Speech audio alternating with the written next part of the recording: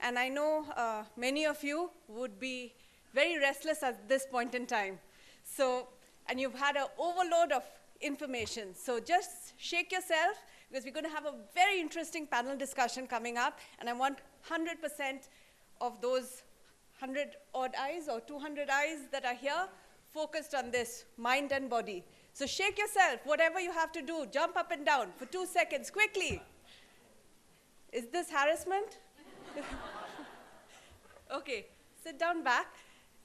So the word, when I saw billion eyes and the tagline to it, which says, it takes all of us, to me it meant that all of us were on the same page, working together with a common understanding. But after being here this morning, to me the billion eyes meant that there was also possibly a billion different perceptions on harassment itself, on safety, the different questions we've had, the different panel discussions we've had.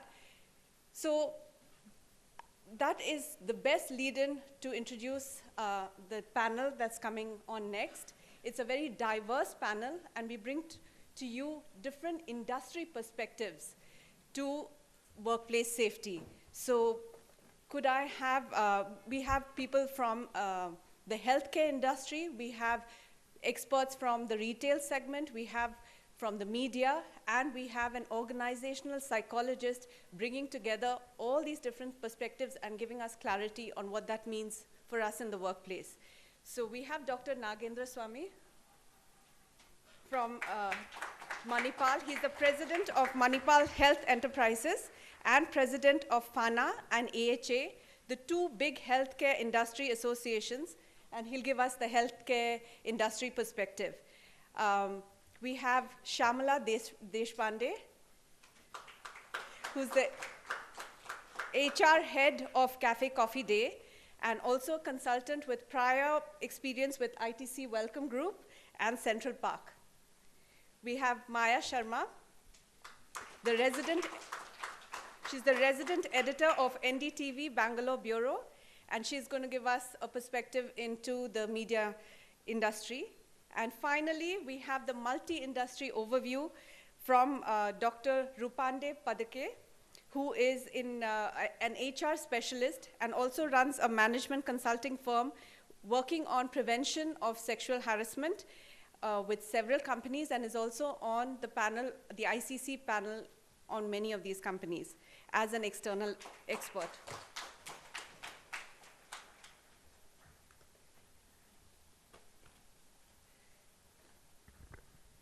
So since we have this distinguished panel with us, I'm going to start. We have two objectives for this session of 1 hour, which is we're going to look at whether a one-size-fits-all approach to workplace safety, which is what POSH gives us and which is what all of us have been talking about so far, is that sufficient for us? Or do we need to customize that safety initiative based on their experience? We're going to look at whether this needs to be done as a second step in taking workplace safety further. After we do that, we're going to talk a little bit of attitude, because I think the morning panel really concentrated on the attitude change, whether we're talking about a change in a 6-year-old or a 60-year-old. What kind of attitude changes do we need, and how do we bring that about? That's not an easy task when we have as many perceptions of safety as there are people in this room. So before we continue, may I ask Dr. Nagendra to start with the Manipal experience?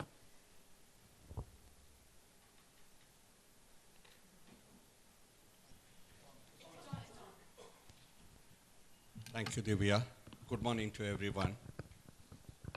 I think I'm here to represent the healthcare industry, where 67% of our employees are from the female part of it. That is by the single largest virtue, because most of the nurses are females. In a healthcare industry, more than 50 to 60% of the hospital industry will be by the nurses. So an average 67% of the employees will be from the female workers with us. That is on the worker side of it. For us, we have a dual responsibility as an industry challenge within the healthcare is safety. When we say security and safety of the sexual nature of the female patients that come into our premises, that is so paramount diverse thing that we have to not only take care of our employees and workers, we also need to ensure such female the patients that who do come into our premises are very safely and respected, and they are treated well within the our premises. With these two major dynamics, it's very, very important. A constant education needs to go into the situation.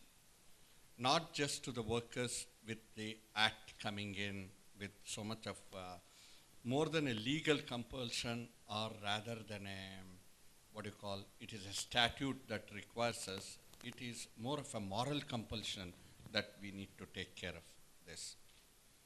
Another interesting factor is the physical nature of intimacy that comes in our industry, whether it's between the doctor and the nurse, whether it is between the patient and the doctor. Most of the times we also receive some complaints of inappropriate behavior from the patient's relatives who are accompanied the patient, who are there. They also sometimes give some comments to us how it happens. So we have a large responsibility as managers of this facilities to ensure the awareness is created across the board, not just to your employees. You also create awareness to your patients and their relatives, what is not correct, when to raise the flag, and when to keep the management informed. But the biggest challenge we face, because I worked multinational across the globe, everywhere we heard only one thing that time when I was working is, that Swami, tell me why the Indian nurses are not so assertive. Why do they accept anything the doctor says? They don't challenge anything that comes in the, if a doctor is doing not correctly. I was only thinking it is regarding the medication and the treatment part of it. Later on, that we came to understand that not just the Indian nurses, the Indian females' acceptance to a certain what we call inappropriate behavior. Like, solpa adjust ಮಾಡ್ಕೊಳ್ಳಿ, it's all right. We will take it, we don't consider it as a serious offense. So in that light of the situation, it's very important for us to educate people what is inappropriateness, the touch feel. In fact, we conducted something called as a sensitivity towards female patients across the border, from the doctor to the nurses to the including, you see, you have people being shifted. How do you lift them? You must have seen the gowns that the hospitals give when you go for an examination. It only covers the front part of it. Back side is completely one thread that is put in. It's so horrible to look at it. We need to bring a cultural change in the people's attitude to see you need to have a dignified look into the gowns that are given to the people. It starts from that. When we came out with a document called Female Sensitivity, we needed to come out at various situations while consulting, while going through a procedure, while addressing them. How do we do it? The healthcare industry probably is one of the most challenging industry where not just employees, your clients also you need to be taken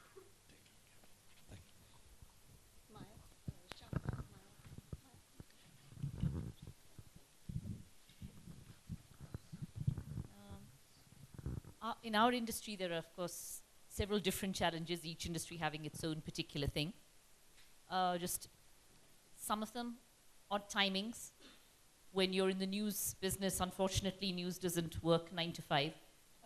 You know, you're out at all hours of the day, you're out at all hours of the night. I left at 1 o'clock in the morning when one of the Veerappan kidnappings happened. It's just any time of day. So timings is an issue because if you're out alone late at night, you're probably more vulnerable. Not that you're not vulnerable in the daytime, but you're probably more vulnerable if you're traveling late at night. Another thing is the locations we go to. It's not an office job, especially for the reporting staff. It's not an office job. So you're going to places which are just outside, far away. There may be no help, remote areas. That is another big challenge as well, that the locations themselves are an issue. Meeting sources. It's still very much a boys' club. If you're hanging out and having drinks with the minister after work or something like that, it is still easier for a male reporter. A woman reporter would face issues. There are instances, of course, of propositions having been made, inappropriate responses. This would be the third-party problem that the lady before us was just talking about. When you're meeting a source alone, what is dangerous behavior, what is safe behavior? But as a journalist, you need that information, and you can't always go as part of a team when you're meeting somebody for off-the-record information or background information. The nature of our work is that very often the reporters are in confrontation with the people they're meeting. And of course, over the years, over the centuries, sexual harassment of women has been used as a tool to repress back, to fight back. So that is another issue as well, that you're in confrontation. You're not just, while the health industry may be a helping industry, sometimes we are not trying to help the people we're interviewing. We're trying to catch them out. And harassment of a woman journalist could be a tool used by the person who you're trying to do the story on to try and intimidate her. It could be one of the tools of intimidation.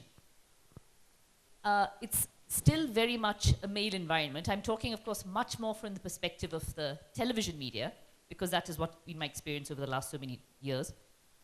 It's still very much a male environment, and I remember an earlier channel I was working with, when we had to go to the camera room to sign a requisition, we need this camera or something, there was this huge poster there of a very lovely woman not wearing much. And I was so young, I just know, I knew I felt uncomfortable going in there. Now I would recognize it for what it is. You know, that is sexual harassment. You can't have posters where, you know, young women have to, or any women for that matter, have to go in and do that. But that male culture is sometimes oppressive, and I think that does qualify as harassment as well. The third-party harassment I discussed earlier, you're meeting people. You're not just with your colleagues. And while colleagues, of course, it can be an issue. It can be an issue of sexual harassment within the office. You're also meeting people on the job who are absolute strangers. On the job, you're meeting ruffians, thugs. Not that only ruffians and thugs indulge in sexual harassment. I have done stories, I've done interviews with people who have been tried in court and found guilty of sexual harassment. You interview those people, you do that, you go ahead. So you're meeting people, there's no restriction on the kind of people you're meeting, especially if you're a journalist who does different things. There's a different kind of harassment as well, especially in the television industry, where it's just so much about, for anchors especially, so much about appearance, about the way you are. It is harassment. I think Connie Chung was the anchor in America who was suddenly retired because she was, we like the craggy old male anchor, but craggy old female anchor, no. That is also harassment. As far as I'm concerned, that is sexual harassment as well. So these are just some, there are more, but these are just some of the industry-specific issues of sexual harassment, I feel, in terms of the media. And of course, I have been focusing more on the television media part of it. Cheers to whoever has put this panel together, because there are other people in this world who don't do IT and BP. Okay. Just to tell you about specific challenges of retail, and my understanding is mostly of cafe retail, the F&B service. We run as two separate organizations, though it's one company. We have a very large, almost 85 to 90% of our employees work in the field. That is in diverse cafes at different locations. And very few people, only 15% of the people work out of an office. So it's largely a field job. So we need to address whatever challenges we have separately, because same size does not fit all. The second thing is, in frontline retail, we have a very young workforce. See, nobody wants a person who's serving you coffee to do that same job for 10 years. Because A, you cannot give him increments every year. Either he grows or he leaves you. It's a very high attrition industry. So most people who come to you are young. It's probably their first job. They're out of school or they're out of college, or they come from very, very different backgrounds. I would like to pick up a very specific example of how Coffee Day has actually gotten a lot of people from underprivileged backgrounds, from very remote areas, and they come and work in the city cafes with us. So how do we as an organization look at the culturization? Because they are, in most places, the institutes from where we take such people have a 30 or a 40% reservation for women, because we want women to participate in the workforce. And most often, that girl coming out is the first person in her family to break the cycle of poverty, to get into organized labor. So what she has experienced at home and what happens when she gets into the workplace, it's a huge, huge change.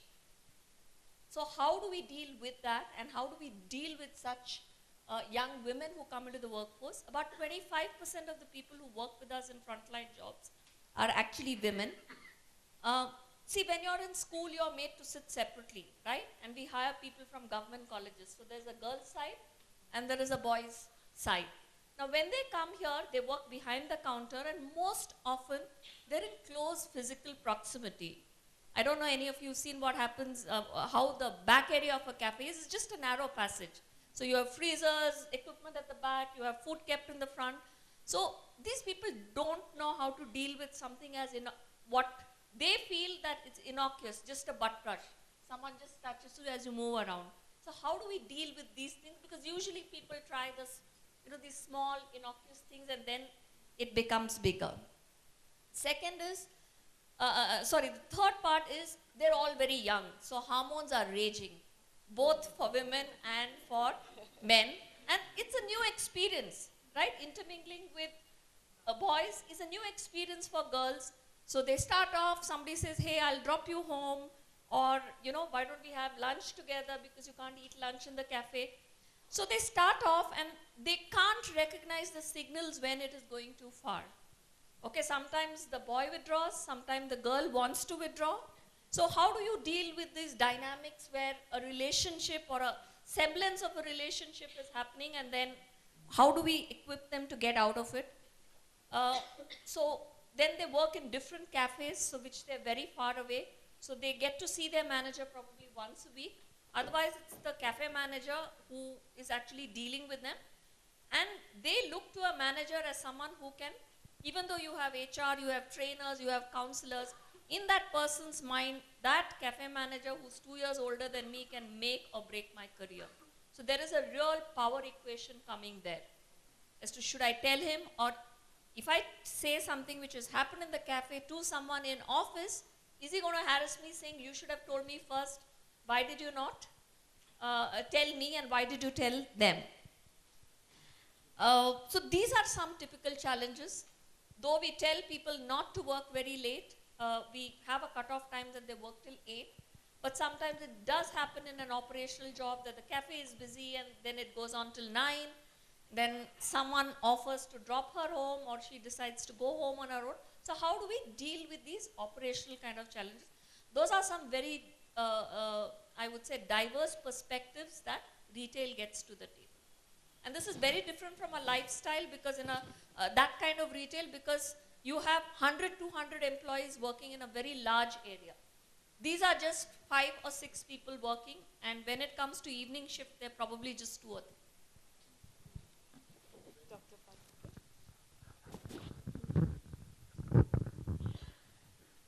Thanks, Divya, for including in this panel, along with thanks to BPAC. The question which is put before here is whether one size fits all. Now, I have been working with a variety of organizations as a member on internal complaint committee, and my clients are ranging from high-end R&D in IT to hospital, to retail segment and variety of organizations that I deal with, I find that up to a point, yes, there is a guideline, there is a framework which is given, and that is something very common for all the organizations. In fact, the law says that if you employ more than 10 employees, this particular framework is applicable to you, this law is applicable to you. But that doesn't mean that all of us, all the organizations are implementing that. When it comes to where it doesn't, where it gets modified is basic framework is there, but the implementation, the practices that you follow to provide safe work environment to women employee, that's where there are lots of differences that I have seen. For example, one particular client, when Tehelka case came into limelight, immediately I got a phone call and I said, oh, we have to, committee has to meet. And this was organization based in Bangalore, but suddenly they woke up that if something has happened in Tehelka, it can happen in our organization. So that was more like a wake-up call. Okay, we met, we talked about certain thing. Nothing happened till about a few days back when Terry case, high-profile case, which came into limelight. The complaint which came into limelight. Again, the same company sort of woke up. So yes, the implementation is at different stages in different companies. Some companies take it extremely seriously. In fact, one of the companies where I got involved in this particular area was soon after, which Mr. Mohandas Pai referred in the morning, the case that happened in Infosys. And way back in 1999 to 2000, that company, there was only Vishaka guideline available, but there was no compulsion for company to put any practice in the place. And that company said, no, we must have zero tolerance for any kind of harassment to our women employees. That's where I started my involvement in this particular area. And over the years, I found that, yes, different companies, implementation is at a very different rate, very different kinds of implementation. And just two specific things I would mention, that in one company, this policy that they have put in place, it covers not just their employees, but it covers their vendors, it covers their clients, also employees working at client place, a specific guideline given to them, that if there is a complaint to that employee, how that complaint should be, where person should report, so on and so forth. And the second example is companies are making it gender neutral policy, though the guideline is about gender, but they want to make it gender neutral. So even man, when he is harassed by somebody, he can put a complaint to the committee. So likewise, I feel that yes, there are a lot of differences in the implementation, but the basic structure, by law, it has to be implemented everywhere. Thank you very much. I think that's very clear that yes, the implementation has certain challenges, and some of the reasons behind it could be because of the diverse situations that we've just heard across from, right from Maya onwards, from the remote areas to the patient bed, very, very varied situation. Let's look into it a little bit deeper. Shamala, you talked about the large diversity and the culturalization and the different groups that you have to deal with. What are some of the standard, because at the end of the day, you have to implement this act uniformly across this diverse group. So how do you do that? What are some of the standard procedures that you put into place? Yeah, I think it first starts with, putting the policy together and getting the buy-in from the leadership team. It's it's very, very important. Before the law came in, it's not that we were not addressing issues. But whenever there was an issue, people would say, oh, you know what, I know, but this girl has just come for 2 months or 3 months. This guy is a real star employer and he's been with me for 5 years and I can't, I'll not make my target if he moves. Are you sure you want to do this? So I think there was a lot of resistance inbuilt into people's mindsets as to should we act. There's never a unilateral, yes, we should do this. So the way I implemented it in my organization was to first, I took 2 months to get my leadership team completely on board, and they had a lot of questions. Because what happens, the Vishaka guideline and the law doesn't specify exactly what punishment for what act. So that became a very, very big gray area. So I had questions like, okay, so if I touch, what punishment will the committee give? If I pinch, I said, no, it doesn't go that way. It completely depends on what the woman perceives it to be. So I cannot tell you. So basically they wanted to know what are the grades of punishment which you give in a standard disciplinary policy. Exactly a menu card. So it's like, I don't come for 5 days, you can suspend me. I don't come for 1 month, you can terminate me from duty. So I think handling the grays became, typically a corporate works in a very binary way. It's 0 or 1. It's my way or the highway. So that for me in terms of mindset saying, hey, you know what? There are grays, but you've got to trust the internal committee to be able to take that decision. Do you trust? These are the 5 people on the committee. You have to place implicit trust. That's the only way it is going to work. And it is going to be seen only from the aggrieved person's perspective. It is, I think one of the earlier speakers said, it's not what I think personally. It's what that person who's aggrieved, what is her degree of sensitivity. So we actually had to, give examples. So then the policy got accepted, people understood, and we start rolling out.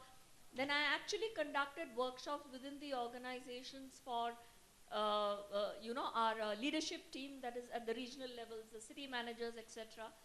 And I would like to, put up some questions which came from the panel to all of you. Oh, you know what? I'm going to remove all girls from my WhatsApp group. If I send her a joke, she may slap a case against me. Guys in sales started selling, you know what? You know how the sales lingo is, yaar. You know what the ops lingo is. Don't get us women, yeah. We talk amongst ourselves and then she's going to say that it's a hostile workspace.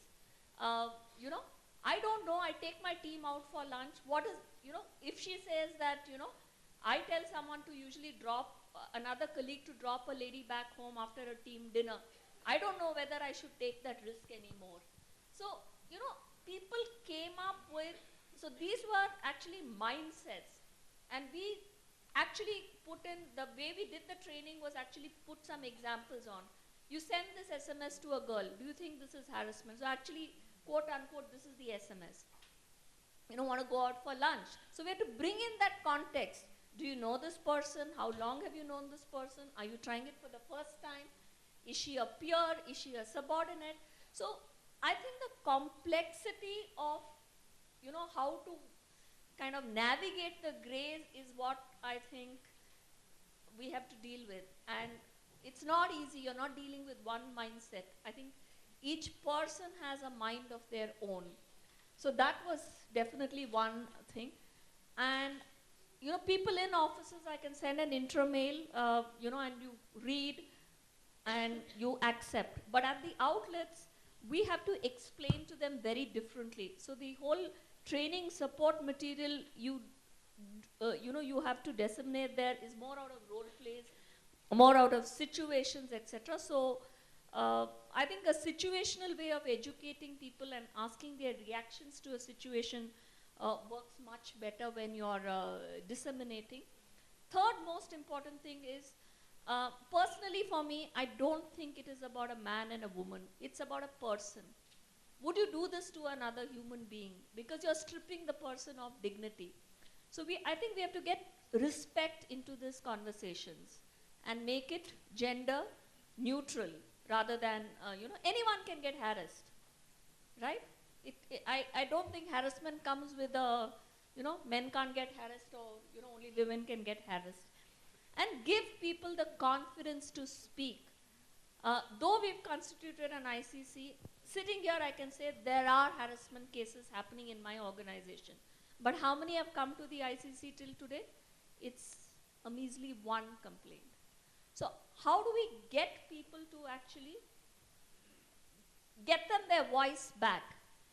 We put in CCTVs in our outlets for a very different reason. This was to, look at customer service standards, customer safety, and there was a law which said that, public service outlets should have surveillance, etc.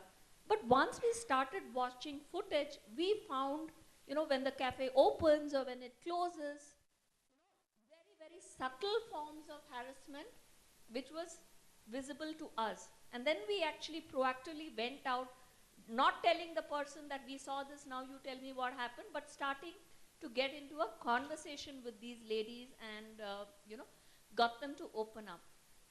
So I think for every case which is reported, I don't know, I'm sure there are 1,000 or I don't know how many which are going unreported. I think still people feel that, like the complaint that I came to me, the woman herself said, I am strong, so that is why I came to tell you. So I think it takes a lot of, courage for the person, and they think that only the courageous can report and the others. And there is where I think organizations have to pull their weight about and say that don't think anything is small or big, So how do you kind of bridge that mindset and then the, the courage issue, the openness and the stigma, if I do complain, what is going to happen? I think these are typical challenges that we face. In fact, this leads me to the very question that I wanted to ask Dr. Nagendra. That is that you have such a diverse group in terms of from the patient to the doctor, the different levels of awareness and sensitivity. How do you sensitize this diverse group? Do you do it together? Do you do it separately? What are some of the things that Manipal does? I think, as I said in the beginning, our industry is a very typical industry where the physical proximity in the healthcare industry plays a vital role. During the work, during the examination of the patient, during many situations arises by the way of the profession where the physical thing happens. And as Maya said, ours also is 24/7, 365 days it's going on. And now with the home care coming, when we commenced the home care, my biggest fear was, how do I safeguard my nurses who go to the home care? At least in my environment, I have so many safety protocols put in. Here I am sending it to somebody's home. How do I educate them on different issues? Typically, not that I tell you, ever since the medical practice started, probably Hippocrates' time, to the Indian Medical Code of Conduct, ethical values, it clearly mentioned that no female patient can be examined alone. There has to be a nurse or another female attendant has to be there. So this was there in a subtle way to protect the females. But what we recently realized, why I'm telling this is, one single jacket doesn't fit all. We need to customize a lot to each different industry and a different scenario. And especially the general neutralness is coming. There are enough, we only took care when you see a lot of patients when they are bedridden, a urine can or something is given. For a female patient, we insisted a female attender or a female nurse, but we never bothered about the male guy who gives it. At least we didn't put it as a SOP or a protocol of that. Suddenly we started getting, one day one elderly man in a cardiac thing sent a message to me, can I see you for 5 minutes? So I thought, okay, let me go and see. I have this habit of going, whoever gives, I go and meet them. I went there and said, he said, listen, can I have somebody male give me the urine can? I can really not pass the urine when a nurse gives us. See, such a sensitivity, it's not just for the female, it happens to the male also. Similarly, there was another situation. We made sure no female patient is examined in singularly without another attendant or a family being there. I had a typical situation in one of the other organizations where an ultrasound examination of a male has to be done, where including, let's say, scrotal examination, she was doing the private. She saw typically this man regularly coming every 15 days with a prescription for this ultrasound. She found something strange. And she walked into my office, said, "Doc, I have a problem." I said, "What happened?" "I have this gentleman every 15 days come." I said, "Are you doing it alone?" "Yeah, I am not." I said, "That's the problem. You have to have called another person into the room while you are doing. He must be getting a vicarious pleasure in getting this examination done." See the typical scenario, how you need to think of various situations where you need to do. And the second thing is inappropriateness of touch, which is a very, very difficult thing to explain. There are many private parts to the breast examination. This happens typically with today. There is no gender bias. A gynecologist could be a male, a female specialty will be done by male, male specialty will be done by females. Then how does the other person perceive it? It becomes a very, very important thing. For me, one of the most important challenge that I face is most of the people would not like to put it in writing. They would like to express it, leave it there, leave it on your table to make your judgment, and give that big moral responsibility on your shoulder. "Doc, you do what you want," but I felt it was little inappropriate. How do I take this little inappropriate to a tangible thing to do? Anyhow, ICC, I can't take ICC, say give a written complaint. Most of the people do not want to put. They think it's a stigma to come out and express this at all, like rightly said, strong feeling, strong and weak feeling into it. So we made an internal policy to say even a verbal is good enough to us. We don't need to look at a written complaint. We convert and we make it into a writing complaint from the person who receives this feedback. So we little twisted it and made this as a complaint in a written form if so wanted from our side to do it. And we looked at the patterns. We didn't want, you see, sometimes it is like a very big character assassination if a doctor without any intention had done it and somebody perceived it like that and you went and tell it. Very sensitive issue. We looked at that. Did it happen one time? Did I get this complaint very often? We started sensitizing our HR and the nursing personnel to look at a person's personality and look at the traits to see how to address this. So it's very, very challenging in our situation, and we need to kind of think of innovative ways. When the awareness happens, incidentally, we don't do it in isolated groups. We bring them all to the common town hall kind of a situation where a nurse, irrespective of hierarchy, they are sitting across and we talk it openly so that the other group know that this has been talked to them also. Otherwise, they might feel whether the doctors know about this or not. So we bring a town hall kind of a thing. We try to address it together. And also, we have also recognized certain focus groups which comes into the more proximity. Just to tell you a few examples. The operation theater. Operation theater, very small one, 1.5 feet by 5 inches, 5 feet table, along with 7 people crowding around. A very big physical proximity is coming, and 3 circulating nurses and 2 surgeons. There are good enough opportunity for the person with the intention to make use of such situation. So we identified certain focus groups and educated them, here is a high risk. If you feel there was an inappropriate touch or a thing, just rise it. What we did is to take away a little bit of their shyness to rise it, we put some boxes in these areas. Just put a, not necessary to disclose, just put your experience, we will look at it.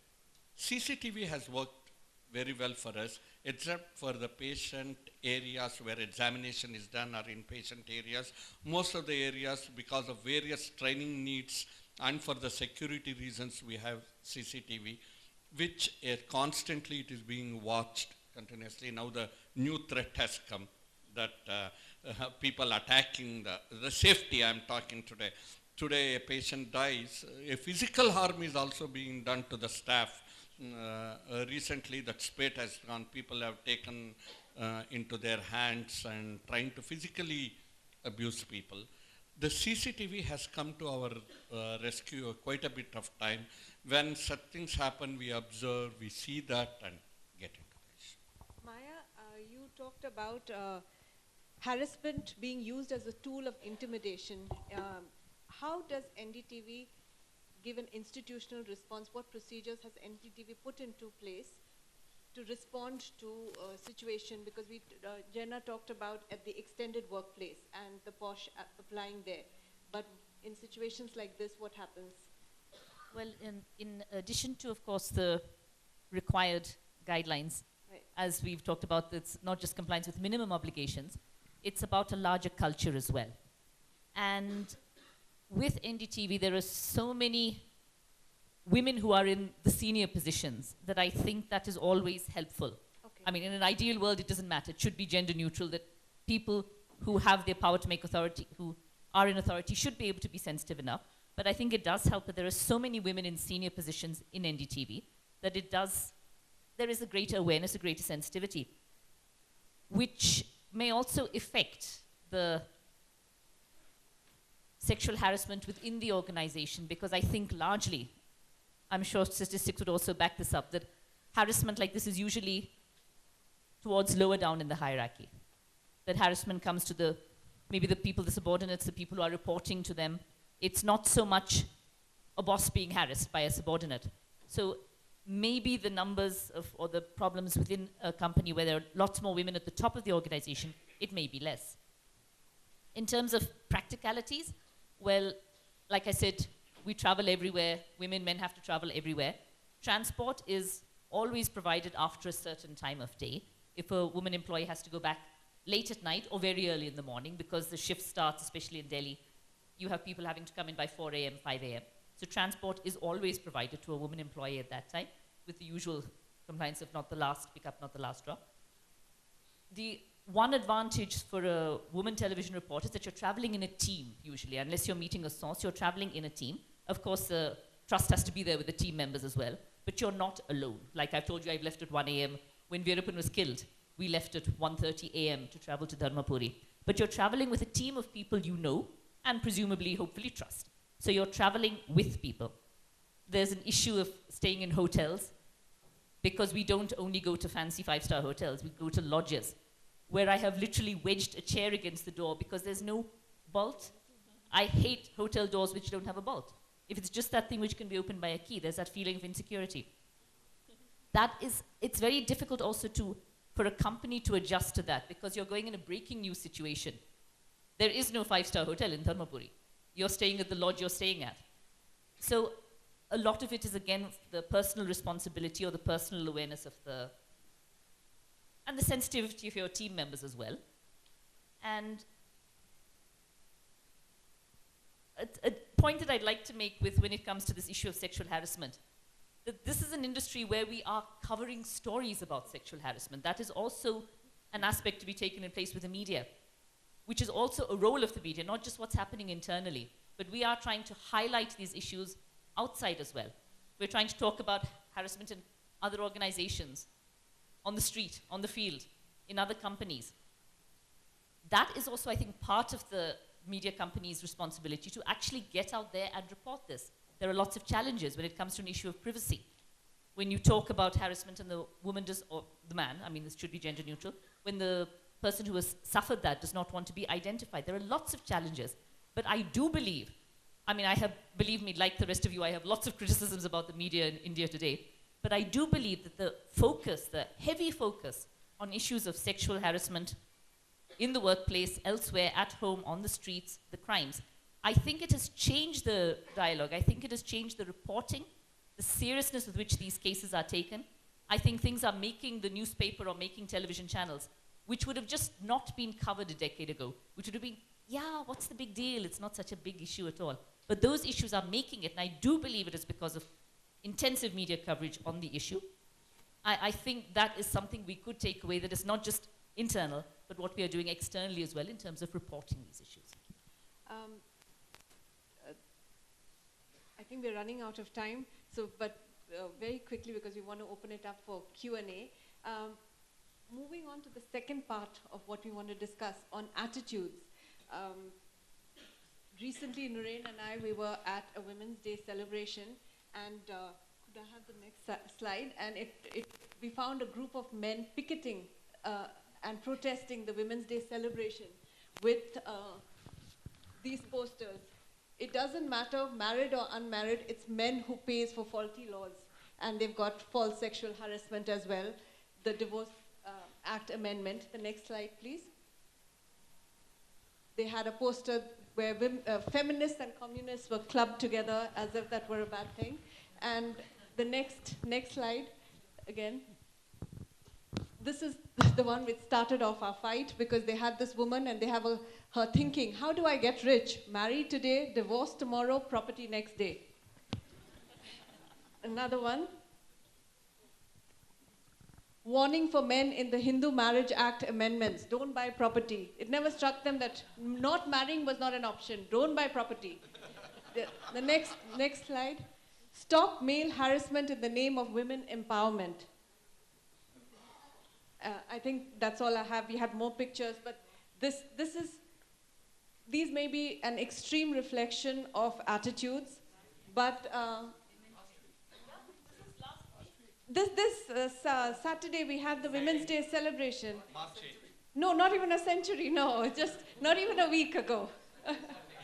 and funnily, in that whole group on Women's Day celebration, there were only the two of us who found this offensive. Not a single man, not a woman came to take on this group of people, but finally the police came and got rid of them. But that to me was such an eye-opener, because we've been on many panels, many workshops, and I never thought that I would come across such hardcore attitudes, and that would be my question to Dr. Rupa. Do you find that this is the kind that many people feel that the panel is used, the ICC panel is used falsely and is used to retaliate against other women? Do you find that? My reply to this is, yes, in some cases, but so what? In some cases, we did find that, yes, there is a kind of a settling a score against the boss or against the peer. There is an intense competition, and woman is using that, but only in some cases. And I always feel, so what? If women have been sidelined for ages, then it's a time for them to settle all kinds of score with men. But besides that, yes, in most of the cases, these are genuine complaints. And also, as it has been pointed out, that many, many complaints go unreported. What comes to the ICC is just a fraction of complaint where a woman is really confident, she has a courage, and she wants to face the consequences of that, whatever is the consequences, and then only she would report. Because it's not easy for any woman, or for that matter, any person, to come and make a complaint where there are all personal issues are coming out, domestic issues are coming out.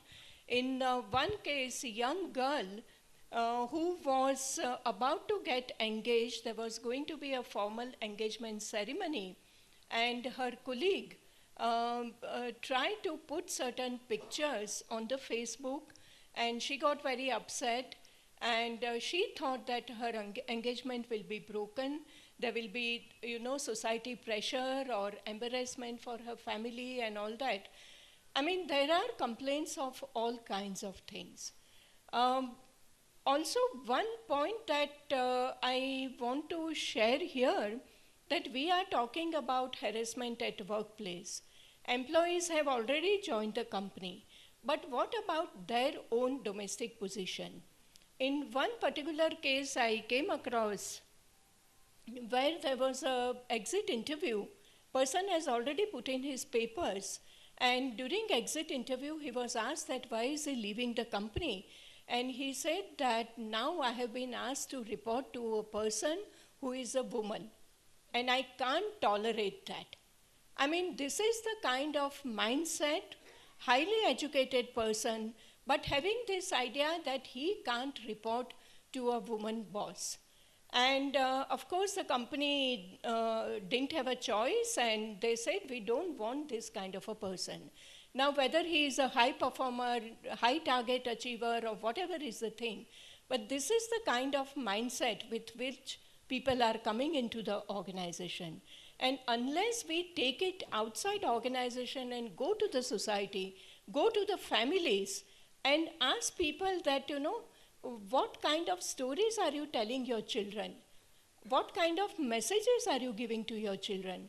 Otherwise, I think another 10 years and we will be sitting at the same place talking about the same issues.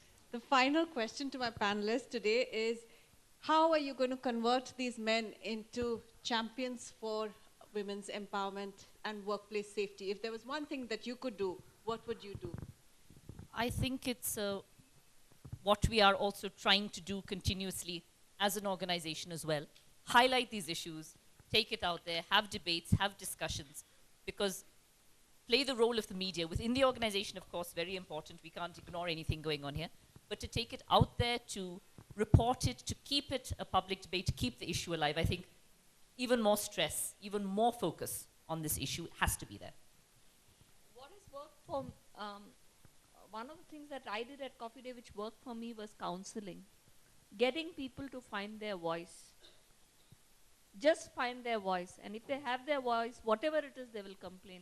It doesn't necessarily have to be, to tell them that there is justice and the organization will be just with you if you bring up an issue.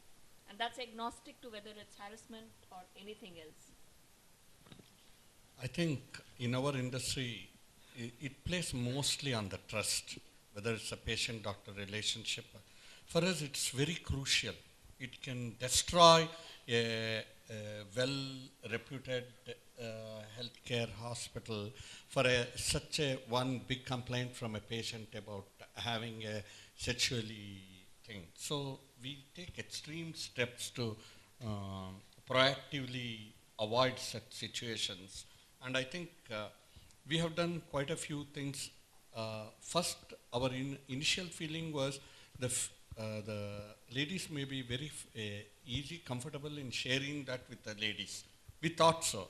But we also realized there are enough big brothers within the hospital that trust between the colleagues and things are so well. We developed the male champions. Today, I get more feedback from these male people where their colleagues have gone and given a hint, listen. Then it becomes much easier for us to get it work around. So I strongly feel identifying the good males within the organization to champion the cause will have a larger impact to the other male people.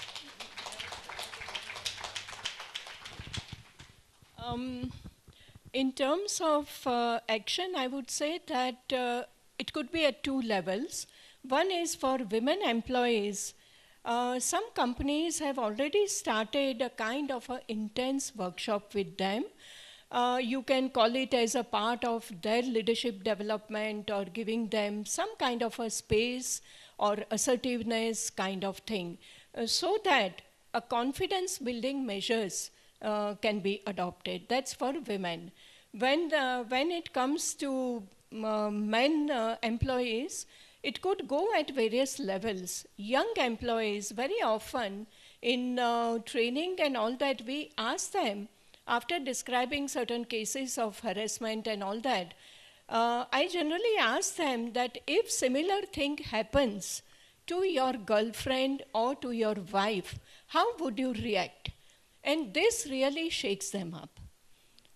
If it is slightly middle-aged kind of employees, then I would say that if this happens to your wife or your daughter, how would you react? So try and put yourself into the position where the receiver is your close, dear family member. And this kind of a thing really helped them to understand the issues.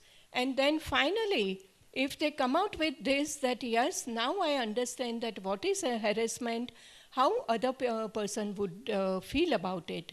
In one case, after the program was over, one senior person, he waited and he said that, yes, I have 18-year-old daughter. In 2 years' time, she will be completing her studies and she has a dream to work in certain kind of company. And I'm really scared that if something like this happens to her, how she is going to handle that, how we are going to handle that as parents, as family members. So- Divya, we have time for just two questions. Two questions, again, left and right, two questions, back and front. Anyone? No one? Really? We've given you so much to think about. There, somebody else. Since we want male champions, may we have your question, please? Good.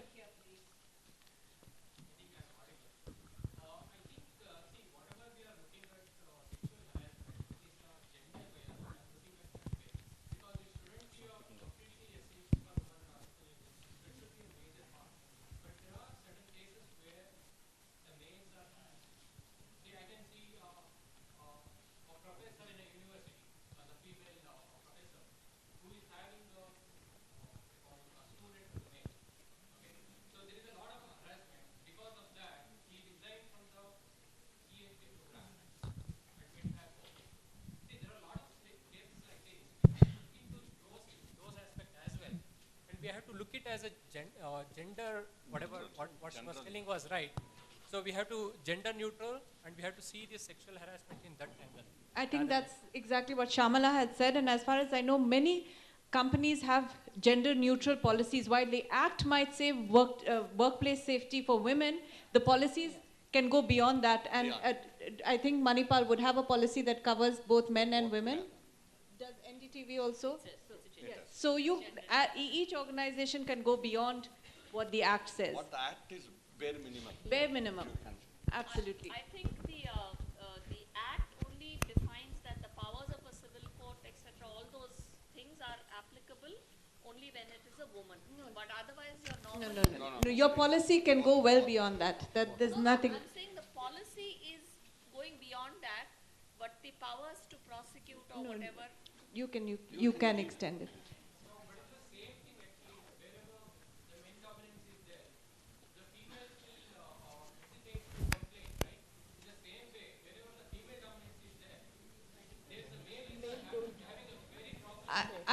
I disagree with that, because if you had read the recent statistics put up by Sheryl Sandberg, the CFO of Facebook, she says Norway, which has the most pro-women, best gender-sensitive policies, they have 40% reservation for women in the parliament as well as all their company boards. And yet, if you look at Norway, only 4% of the companies are led by women.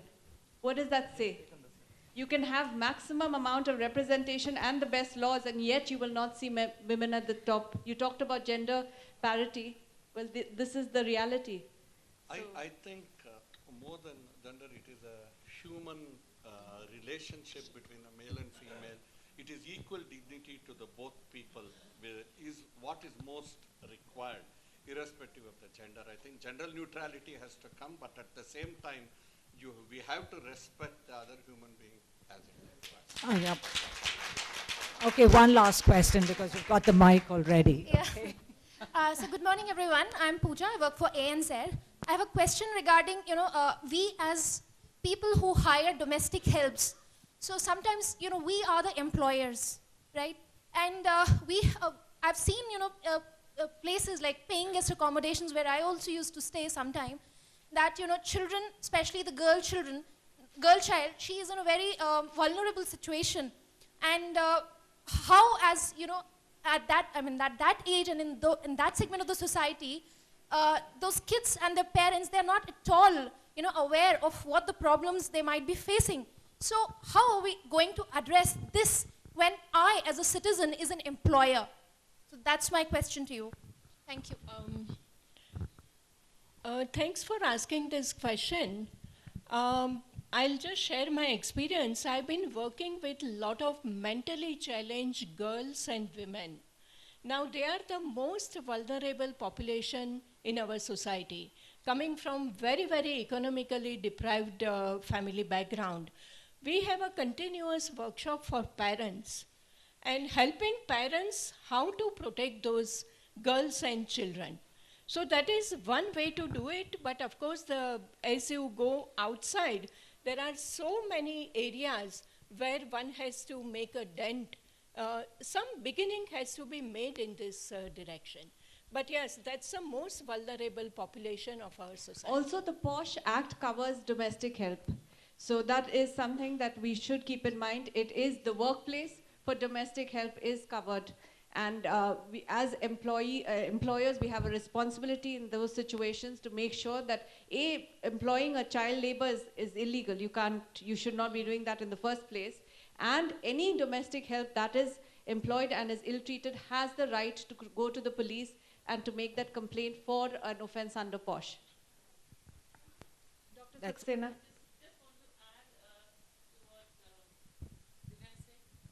So for these kind of employees, where there is no structured, no 10 people being employed and all that, there is a local committee constituted by the government, which is similar to the ICC inside a workplace.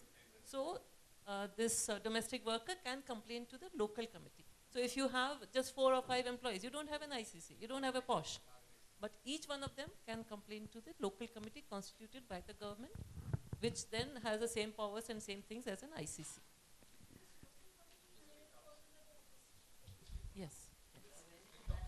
Yes, of course, awareness of that is a big question mark. Okay, folks, let's give a big round of applause to our really distinguished panel. Thank you very much. It was a very interesting session.